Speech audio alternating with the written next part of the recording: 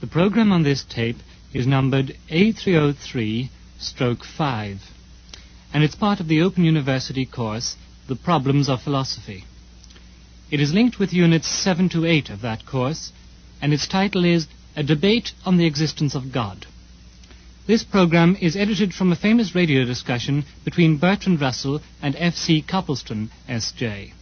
This discussion is reproduced in full in the set book The Existence of God, edited by John Hick. The program is introduced by Stuart Brown, Senior Lecturer in Philosophy at the Open University. BBC production is by Richard Callanan. The program starts after the tone signal with the voice of Stuart Brown. Its approximate duration is 19 minutes.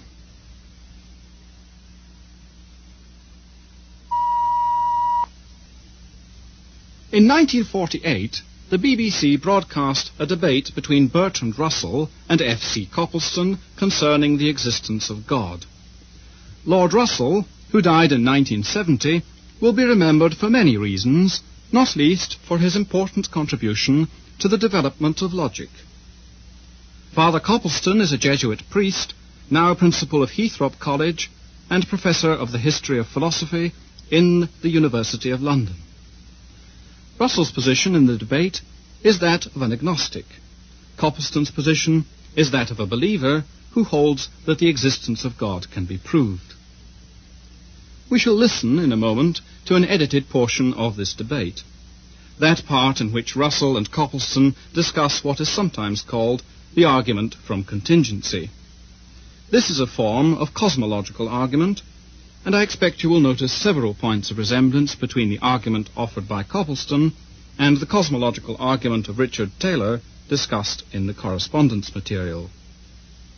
Like any form of cosmological argument, the argument from contingency begins with an empirical premise, one whose truth is known through experience. This premise is, of course, that there are contingent things. A contingent thing, according to Copleston, is one which does not contain within itself the reason for its existence.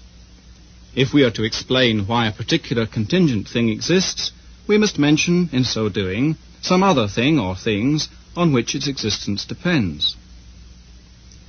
Those who accept the argument from contingency hold that we must, in the long run, have recourse to some non-contingent or necessary thing if we are to explain the existence of contingent things. Either the principle of sufficient reason is false, and there is in the end no sufficient explanation why contingent things exist, or else there is something having a property peculiar to God, namely, of containing within itself the reason for its existence. If we find it unacceptable that the existence of contingent things should in the end have no explanation, we must, it is argued, conclude that there is a God. We join the discussion at the point where Copleston states the argument from contingency in the form in which he himself favours it. Suppose that I give a brief statement, and then we go on to discuss it. Well, for clarity's sake, I divide the argument into distinct stages. First of all, I should say, we know that there are at least some beings in the world which do not contain in themselves the reason for their existence. For example, I depend on my parents, and now on the air, on food, and so on. Now, secondly, the world is simply the real or imagined totality or aggregate of individual objects, none of which contain in themselves alone the reason of their existence. There isn't any world distinct from the objects which form it, any more than the human race is something apart from the members. Therefore, I should say, since objects or events exist, and since no object of experience contains within itself the reason of its existence, this reason, the totality of objects, must have a reason external to itself, and that reason must be an existent being. Well, this being is either itself the reason for its own existence, or it is not. If it is, well and good. If not, then we must proceed further. But if we proceed to infinity in that sense, then there's no explanation of existence at all. So, I should say, in order to explain existence, we must come to a being which contains within itself the reason for its own existence, that is to say, which cannot not exist. This raises a great many points, and it's not altogether easy to know where to begin. But I think that perhaps in answering your argument, the best point with which to begin is the question of a necessary being. The word necessary, I should maintain, can only be applied significantly to propositions, and in fact only to such as are analytic, that is to say, such as it is self-contradictory to deny. I could only admit a necessary being if there were a being whose existence it is self-contradictory to deny. I should like to know whether you would accept Leibniz's division of propositions into truths of reason and truths of fact, the former, the truths of reason, being necessary. I certainly should not subscribe to what seems to be Leibniz's idea of truths of reason and truths of fact, since it would appear that for him there are in the long run only analytic propositions. I don't want to uphold the whole philosophy of Leibniz. I have made use of his argument from contingent to necessary being, basing the argument on the principle of sufficient reason, simply because it seems to me a brief and clear formulation of what is, in my opinion, the fundamental metaphysical argument for God's existence. But, to my mind, a necessary proposition has got to be analytic. I don't see what else it can mean. And analytic propositions are always complex and logically somewhat late. Rational animals are animals is an analytic proposition. But a proposition such as this is an animal can never be analytic. Well, in fact, all the propositions that can be analytic are somewhat late in the build-up of propositions. Take the proposition, if there is a contingent being, then there is a necessary being. I consider that proposition, hypothetically expressed, is a necessary proposition. If you are going to call every necessary proposition an analytic proposition, then in order to avoid a dispute in terminology, I will agree to call it analytic, though I don't consider it a tautological proposition.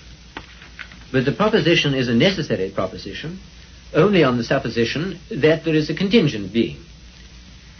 That there is a contingent being actually existing has to be discovered by experience. And the proposition that there is a contingent being is certainly not an analytic proposition. Though once you know, I should maintain, that there is a contingent being, it follows of necessity that there is a necessary being. The difficulty of this argument is that I don't admit the idea of a necessary being, and I don't admit that there is any particular meaning in calling other beings contingent. These phrases don't, for me, have a significance, except within a logic that I reject.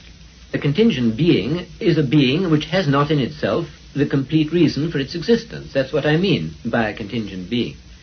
You know as well as I do that the existence of neither of us can be explained without reference to something or somebody outside us, our parents, for example. The necessary being, on the other hand, means a being that must and cannot not exist. You may say that there is no such being, but you will find it hard to convince me that you do not understand the terms I am using. If you do not understand them, then how can you be entitled to say that such a being does not exist, if that is what you do say? Well, I will say that what you have been saying brings us back, it seems to me, to the ontological argument that there is a being whose essence involves existence, so that his existence is analytic. That seems to me to be impossible. And it raises, of course, the question what one means by existence. And as to this, I think a subject named can never be significantly said to exist, but only a subject described, and that existence, in fact, quite definitely, is not a predicate. Well, you say, I believe, that it is bad grammar, or rather bad syntax, to say, for example, T.S. Eliot exists. One ought to say, for example, the author of Murder in the Cathedral exists. Are you going to say that the proposition, the cause of the world exists, is without meaning? You may say that the world has no cause, but I fail to see how you can say that the proposition that the cause of the world exists is meaningless.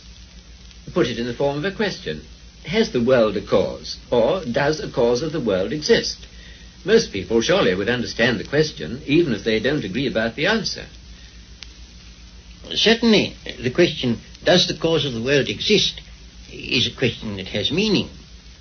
But if you say, yes, God is the cause of the world, where using God as a proper name, then God exists will not be a statement that has meaning. That is the position that I'm maintaining. And therefore, it will follow that it cannot be an analytic proposition ever to say that this or that exists. And take, for example, suppose you take as your subject the existent round square. It would look like an analytic proposition that the existent round square exists. But it doesn't exist. No, it doesn't. Then surely you can't say it doesn't exist unless you have a conception of what existence is. As to the phrase, existent round square, I should say that it has no meaning at all. I quite agree. Then I should say the same thing in another context in reference to a necessary being. Well, we seem to have arrived at an impasse. To say that a necessary being is a being that must exist and cannot not exist has for me a definite meaning. For you it has no meaning. Well, we can press the point a little, I think. A being that must exist and cannot not exist would surely, according to you, be a being whose essence involves existence. Yes, a being the essence of which is to exist. But I should not be willing to argue the existence of God simply from the idea of his essence, because I don't think we have any clear intuition of God's essence as yet. I think we have to argue from the world of experience to God. Yes, I quite see the distinction. But at the same time, for a being with sufficient knowledge, it would be true to say, here is this being whose essence involves existence. Yes, certainly. If anybody saw God, he would see that God must exist. So that, there is a being whose essence involves existence, although we don't know that essence. We only know there is such a being. Yes. I should add, we don't know the essence a priori. It is only true a posteriori, through our experience of the world, that we come to a knowledge of the existence of that being. And then, one argues, the essence and existence must be identical. Because if God's essence and God's existence were not identical, then some sufficient reason for this existence would have to be found beyond God. So it all turns on this question of sufficient reason. And I must say, you haven't defined sufficient reason in a way that I can understand. What do you mean by sufficient reason? You don't mean cause? Not necessarily. Cause is a kind of sufficient reason. Only contingent being can have a cause.